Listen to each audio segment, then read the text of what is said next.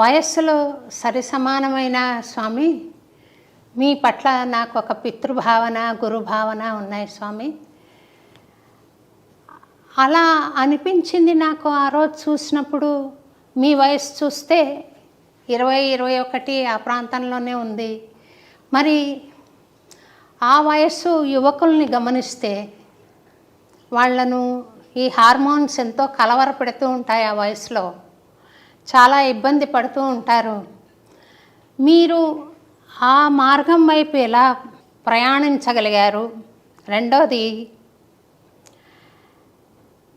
సన్యాసం ఎలా స్వీకరించగలిగారు ఆ వయసుకే అని నా తొలి ప్రశ్న స్వామి. అయితే మీరు చెప్పబోయే, దయతో చెప్పబోయే సమాధానం యువతకు ఎంతో ఉపయోగపడుతుందని నేను భావిస్తున్నాను స్వామి.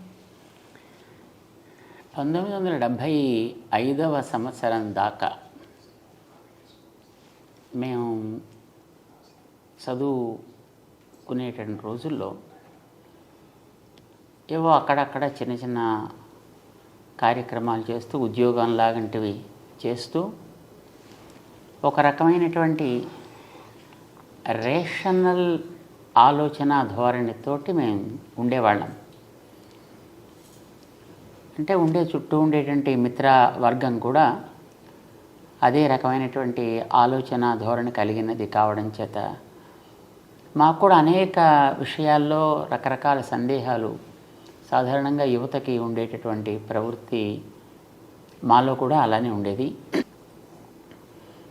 దేని గురించైనా ఒక రీజనింగ్ కావాలి, ఆ రీజనింగ్ ఉంటేనే దాన్ని మనం అంగీకరించాలి, లేకపోతే అంగీకరించకూడదు అనేటటువంటి ఒక భావన ధోరణి ఉంటూ ఉండేది.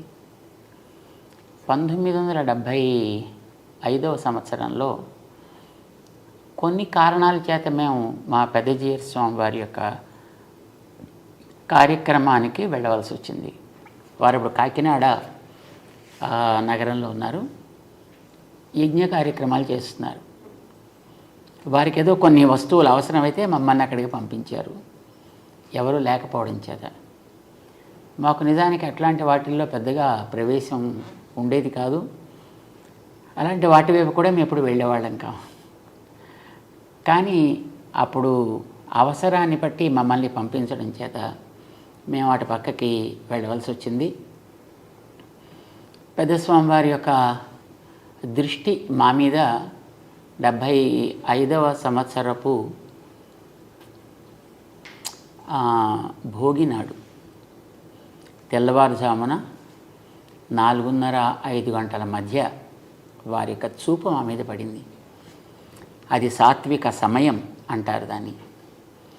దినం మంచి దినం, సమయం చాలా సాత్వికమైనటువంటి సమయం. మహానుభావులైనటువంటి ఆచార్యుల యొక్క చూపు మా మీద పడ్డ వేళ విశేషం అయి ఉంటుంది. ఆ మర్నాడు వారు రాజమహేంద్రికి రావడం జరిగింది.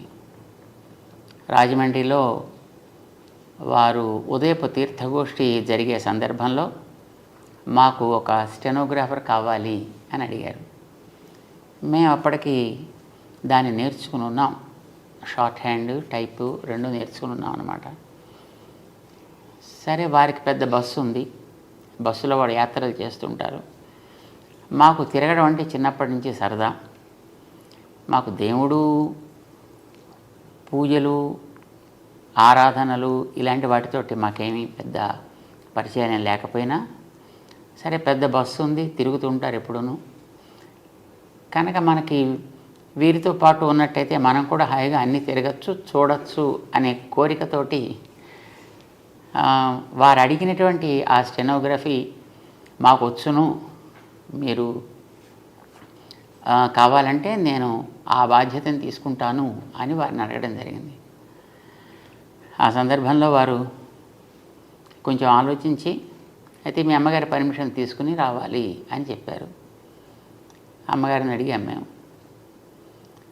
కాసేపు ఆవిడ కూడా ఆలోచించి, సరే మంచిదే వెడితే, ఎందుకంటే మా ఆలోచన ధోరణి ఆవిడ కూడా తెలుసును కనుక కాస్త ఇలాంటి వారికి వెనకాతలు ఉంటే కాస్త బాగుపడతాడు అని అనిపించి ఉంటుంది వారికి. సో మమ్మల్ని వెళ్ళడానికి వారు అంగీకరించారు. 75 సంక్రాంతి నాడు స్వామివారితో కలిసి మేము బయలుదేరాం.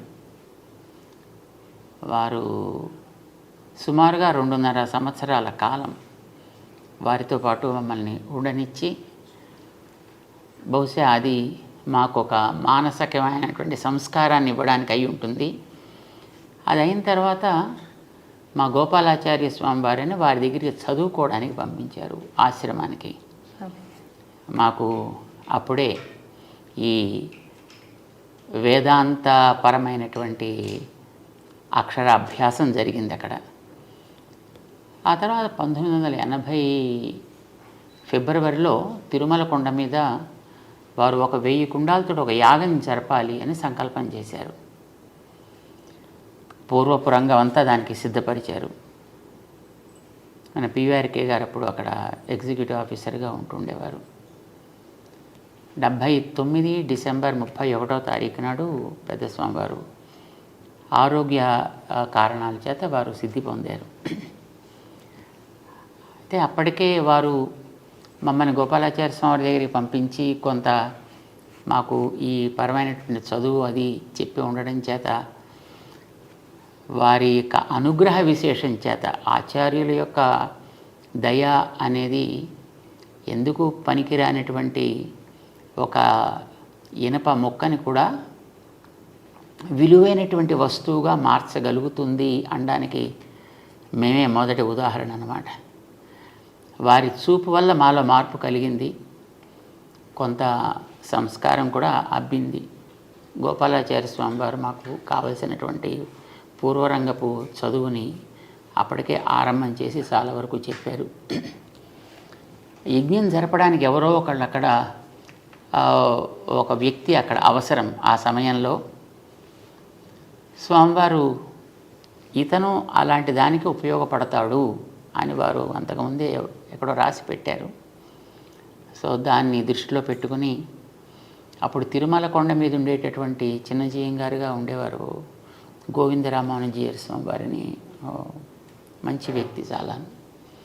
సో వారు నరిగేటపాలెం మన పెద్ద స్వామివారి యొక్క బృందావనం ఏర్పాటు చేసిన స్థానం, అక్కడికి వచ్చినప్పుడు ఇతను దానికి ఉపయోగపడతాడు అని వారు అక్కడ నిర్ణయం చేశారు. దాని తర్వాత యథాక్రమం సన్యాసాశ్రమాన్ని ఇవ్వడం అనేది జరిగిందనమాట. సో ఏ రకమైనటువంటి దైవ సంబంధము లేని, ఒక ఆధ్యాత్మిక సంస్కారము లేనటువంటి, ఎక్కడో లౌకికంగా తిరుగుతూ ఉండేటువంటి ఒక వ్యక్తిని గురు కృప అనేటటువంటిది ఒక యోగ్యత కలిగిన వస్తువుగా తీర్చిదిద్ది, వారు ఎంతవరకు కార్యక్రమాన్ని నడిపిస్తూ వస్తున్నారో దాన్ని ముందుకు సాగించి ఆ బాధ్యతని తీసుకోవలసినటువంటి ఒక యోగ్యమైన వస్తువుగా తయారు చేసుకున్నారు. ఇందులో మా ప్రమేయం కానీ, లేకపోతే మాకుండేటటువంటి కమిట్మెంట్, మాకుండేటటువంటి శ్రద్ధ, మాకుండేటువంటి భక్తి, ఇవేవి దాంట్లో ఉండే అవకాశం అయితే ఏం లేదు. ఎందుకంటే మాకు అలాంటివి ఏం లేవు కనుక అప్పటికి. వారి అనుగ్రహమే ఇలా తయారు చేసింది అనేది మేము పరిపూర్ణంగా విశ్వసిస్తాం. మా పైన మీరు కూడా అటువంటి దయ ప్రసరించండి స్వామి. మీరే మీ గురించి అర్హత లేదు అని చెప్పుకుంటుంటే మా బోటి వాళ్ళు ఎలా భావించాలో అర్థం కావట్లేదు స్వామి. మీరు దయించి మీ కరుణ, మీ దయ అందరిపైన ప్రసరింపజేసి అందరూ పనికి వచ్చే మనుషులుగా తీర్చిదిద్దాలి మీరు అని మనస్ఫూర్తిగా నేను కోరుకుంటున్నాను స్వామి.